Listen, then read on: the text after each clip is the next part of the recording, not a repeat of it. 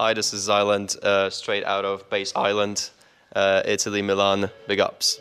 It's a great pleasure to have you here in Milan. Welcome, XILENT. Is it your first time in Milan? I actually flew past Milan a couple of times, but I never stayed and never played in Milan yet. But I played in Bologna. I've never played in Milan yet. Yeah. Mm-hmm. I see. So your Milanese debut tonight. Yeah, popping the cherry, popping the Milan cherry.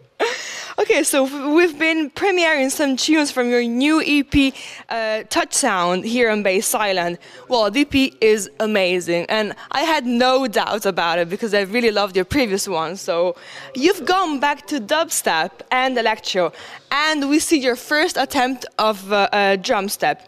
So present your new baby to our audience. So yeah, Touch Sound EP is sort of a comeback to dubstep. Actually, Ultra Funky Feet was a more of a comeback to drum and bass, and now I'm just continuing to do dubstep and more experimenting with electro as well. So this thing will be released on the 22nd of October, and I really hope for a good response. And the track Mass Creation is in free download. Why have a track in free download? I mean, it's been a long time since I released a track for free download, and just a lot of people. it's a good thing to do from time to time. People really appreciate that, and I really like my fans. So, especially since Mass Creation is I think it's the most versatile track from the EP actually, because it consists of dubstep, drum and bass, and drum step. So all three things in one. Plus one of my favorite MCs from Europe, Youth Star. Big ups to him, by the way. And yeah, I guess this is why I chose it to be the free one, and it's gonna be free forever. Yeah. I've been asking my listeners what it would feel if they could touch sound, and one guy actually pointed out that you can sort of touch, waves, sound waves, and he said it'd be interesting to see sound.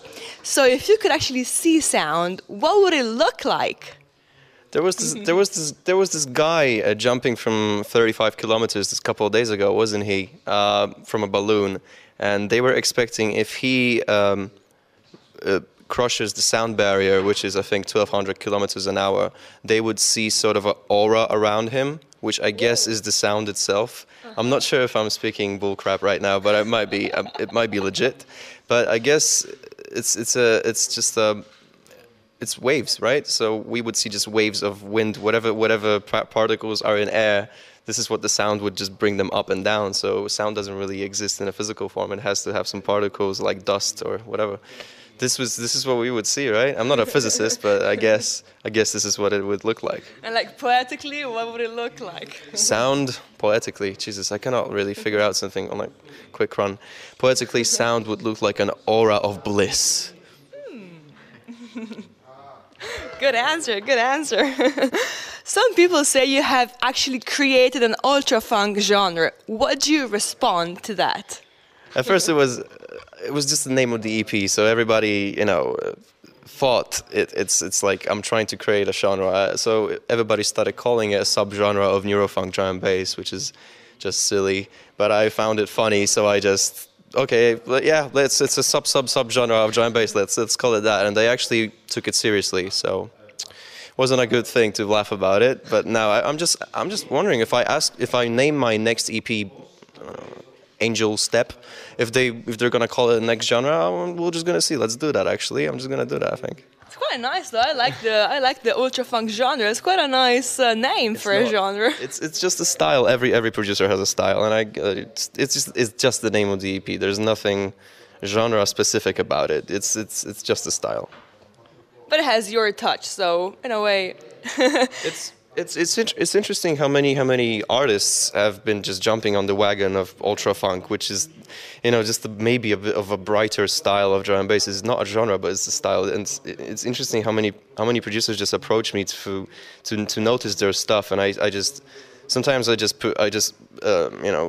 YouTube and input ultra funk, and I see so many new tracks being tagged as ultra funk, which sound something which I would like to make someday. These are like ideas that people just took out of my head. I don't even, it's undescribable how people just can take such a simple idea and just like spread it all over the place and call it exactly. It's pretty cool though, but I wouldn't call it a genre, definitely not. Ever thought of going back to trance? Yeah, trance was definitely a big, like, it was the first thing that, you know, basically my older brother fed to me when I was was there a fly flying? Anyway. Yeah, it was. Yeah, trance is, I just showered. It's not me. Yeah, and yeah, trance was the first electronic music genre I ever listened to, so it definitely was an influence. I was maybe like 7, 8 years old, so this is the stuff that I tried to reproduce when I was 8 as well. I tried to make trance by my own when I was 9, I guess, when I got my first PC, and you know, it took me like a year to figure out that no, it's time for school. And you know, after 10 years of break, I just figured maybe let's do something what I tried to do 10 years ago. You know, it might be fun to try to do something as melodic as you know, as the stuff I used to listen to when I was 9 and 10, which still is, you know, still big in the game. You know, trance is, you know, just like progressive house makes it more melodic. But these days, I guess electro is it's big in the game. So this is what I'm trying to get into these days. Actually, electro, dubstep, maybe glitch hop. We'll see. Mm-hmm. And you still play drums? If I had a chance to play drums, I mean, the last time I actually held drumsticks must have been like 2 years ago. But yeah, I'm still fascinated by drums. If someone just gave me a drum set, I would just probably, you know, rape it for 10 hours. And yeah, I'm not sure if I'm ever going to come back to drumming. You know, people's careers change during the lifetime a couple of times. Sometimes, you know, depending on what they want to do. But if I ever get to drumming professionally again, I'll be definitely as happy as I was when I was drumming. You know, so. What's the scene like in Poland, the bass music scene? I haven't been in Poland for quite some time, for a longer time, but in Poland there's always a couple of cities that basically push drum and bass, which is Łódź. There's a couple of good friends from Łódź, so big ups to them. And actually Łódź is the first city I played my first gig in my whole life. So I mean, as a DJ, and yeah, I guess Łódź, Poznań, maybe the cities that actually push the drum bass scene. It's mostly like spread. There's not many drum bass parties happening in Warsaw, at least not from what I know. And I would have to live there to know more. So you know, you would have to ask a Polish DJ though.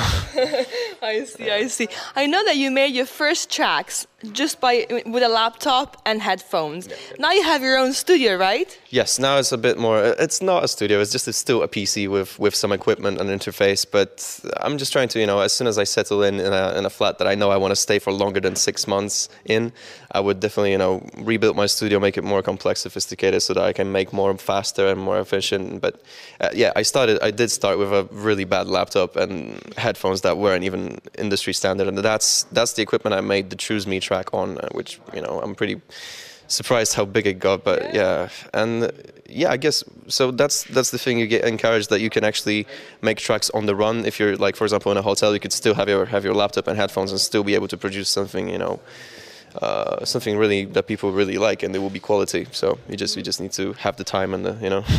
Yeah, in fact, I was going to ask you, I know you study at uni, then you tour intensively, so when do you actually find time to produce? I actually that's the thing. I actually quit uni last year after I signed up with Audipon, the label I'm actually exclusive with now right now. So I'm you know, officially I'm not yet a graduate because I'm still supposed to finish the 4th year of software engineering, but no. Not planning on. No, the thing is just like I already moved out of Edinburgh, which was the university I used to study in, and the things just with XILENT just got so crazy that I would never think about coming back to uni unless I really need to study something more about software engineering or sound production, which at the moment I don't feel like I need to. And yeah, it's mostly about XILENT these days, and maybe a future project sometime soon as well. What's more fun, producing, remixing, or playing live? It's always a difficult question. This one always gets me. Production is the most satisfying one. When you make, at least for me, I mean, I'm just speaking for myself. When you make a track, and then you play it out to a huge crowd, and they really like it, to see the hands in the air and people screaming. That still happens only after you produce. The process of production is really, you know, you sit in your underpants in your house, really greasy, not showering for 2 days straight. So the process of production is really, but you know, it's satisfying when you sit these a couple hours in a row and you see how this track is being developed all the time, and you see, yes, this is exactly how I want it to sound.